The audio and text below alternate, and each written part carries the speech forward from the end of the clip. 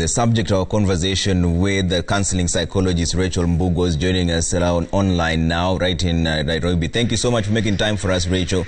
So, what goes on in the mind of a perpetrator when they commit such heinous acts as what Lawrence Warunge did, considering that he's been described as a very humble young man?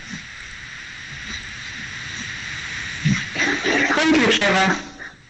I think Lawrence will be looking for peace, and as he said in the statement that he told the girlfriend that I'm going to do something and we will be happy.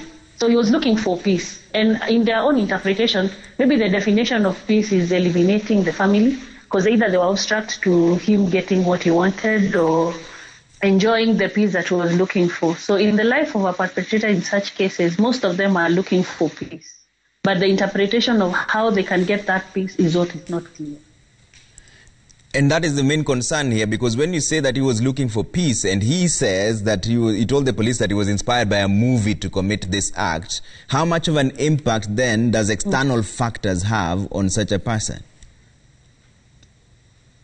Looking at it, most of the children growing up, they look up to either their parents or their guardian. They become their role model.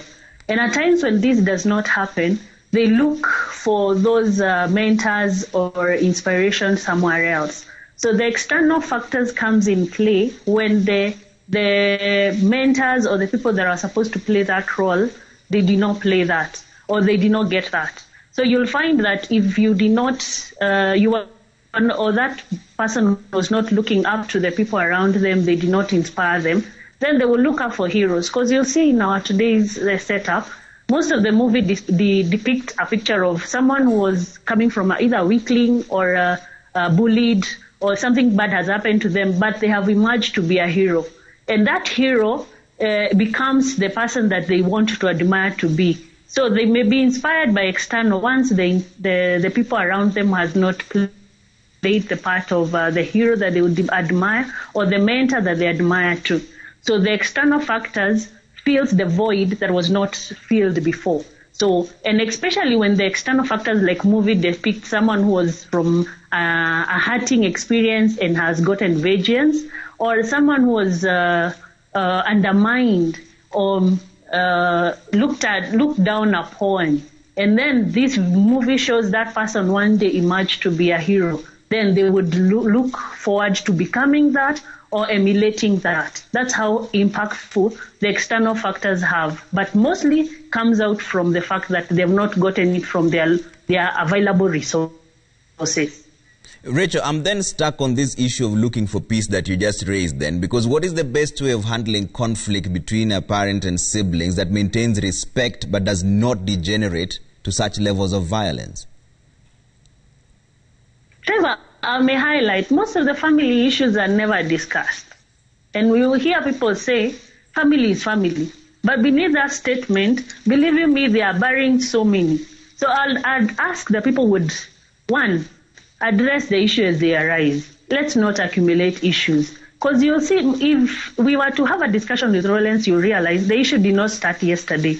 He did just plan about this in December and executed it in January. There must be something that happened in childhood. There must be something that happened when they were growing up. It's accumulation of things. So for me, advising the parents, address the issues they arise. Nevertheless, the counselors, we are here to help, to mediate. In areas where you feel there is disrespect, where you're trying to talk to your son or your daughter, and there is rudeness, let's have a mediator, someone who come between you and get to understand where is the child coming from and where is the parent also coming from. Because these are two different generations, and understanding of where they're coming from may be totally different.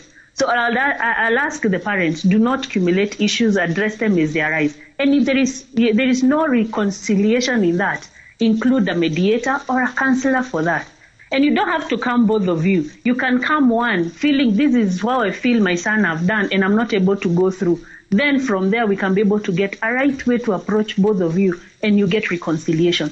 Either the parent or even the child who feels aggrieved in that situation can also reach out and be able to get the solution. You don't have to wait until things get to this level. Racheal, we know now that some of the bodies had up to 34 stab wounds and slitting of throats. Is that level of aggression significant in any way? Because it looked like rage killing. It is. It is. And it is more personal. You would tell that this person is so bitter. And it's beyond just hatred. It's beyond just speaking out that they are killing. No, they are going forward to express their hatred, the bitterness, the pain that they have caused, and to the victim that they have stabbed. So the aspect of seeing Lawrence stabbing on the bodies of those people that alleged that he killed, then we can be able to tell that this person is coming from a very bitter, accumulated pain, and it's not just a form of killing. I think the movie that he has used to get the skills was just he reached out to look for it or to learn about what he can do to bring out the pain. But the stabbing is an expression of pain. Okay. A lot of, should I call them, a lot of pain. Okay. And finally, what are the telltale signs? What signs should parents look out for? You have been with your child. You actually can tell when they are happy and when they are sad. So any change of behavior, and change of behavior does not mean that someone has changed from being good to bad only. Also changing from bad to good is also camouflaging in a way that you may think or may interpret that things are just okay while they are not yet okay. So any change of behavior, change of diet, sleeping pattern, rudeness, or should I call it the discipline level, that these people used to be disciplined in a given way and right now they are not. Drop in performance, lack of interest in any area, insomnia or lack of it. So we can go to the list, but those are telltale signs that this is not a good sign. All right. Thanks, Racheal.